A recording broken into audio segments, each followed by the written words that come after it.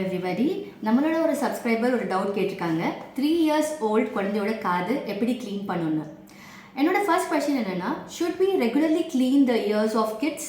The answer is no. எந்த ஒரு ரெக்கமெண்டேஷனும் இல்லை, நம்ம ரெகுலராக க்ளீன் பண்ண வேண்டிய அவசியம் இல்லை.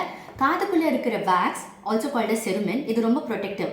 இது germs, dirt and most of the times வந்து இன்செக்ட்ஸ் கூட வந்து அது ஹோல்ட் பண்ணி வைக்கும். So wax is protective. எப்போ இந்த வேக்ஸ் ஹார்ட் ஆகி பிளாக் பண்ணுதோ, இம்பேக்டட் வேக்ஸ் ஆனதான் அது இஷ்யூ காஸ் பண்ணும். அது மட்டும் தான் நீங்கள் எடுக்கணும். So if you want to clean the ears, you can just clean the outer ear. இது மட்டும் தான் க்ளீன் பண்ணும். ஒரு சாஃப்ட் டவல் இல்லைனா காட்டன் எடுத்துட்டு அதை வெட் பண்ணிவிட்டு அந்த தண்ணியை ட்ரெயின் பண்ணிவிட்டு இங்கே வெளியில் க்ளீன் பண்ணால் உள்ள கெனால டச் பண்ணவே கூடாது. என்னென்ன பண்ணக்கூடாது இயர் கிளீனிங்கை பொறுத்ததுன்னா, ஹேர் பின்ஸ் போடுறது, மேட் ஸ்டிக் போடுறது, இயர் பட்ஸ், ஆயில் போடுறது, இது எல்லாமே அவாய்ட் பண்ணுங்க.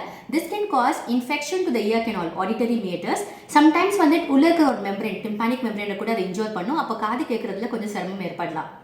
எப்போ நீங்கள் டாக்டரை அணுகணும்னா, when the child is complaining of pain, காது வலிக்குதுன்னு சொல்கிறாங்க, காது மூடி இருக்குன்னு சொல்கிறாங்க, காதில் இந்த மாதிரி இச்சிங் பண்ணிக்கிட்டே இருக்காங்க, இல்லை காதிலேருந்து டிஸ்சார்ஜ் வருது and that discharge is foul smelling, ஒரு நாற்றம் மாதிரி டிஸ்சார்ஜ் வருது.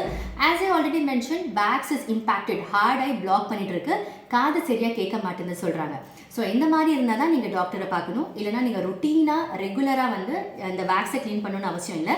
குழந்தை சாப்பிடும் போது பேசும்போது வந்து அந்த மூமெண்ட்னாலேயே அந்த வேக்ஸ் வந்து டைல்யூட் ஆகிட்டு வெளியில் வந்துடும். So I think I have addressed your question clearly. Take care. Thank you.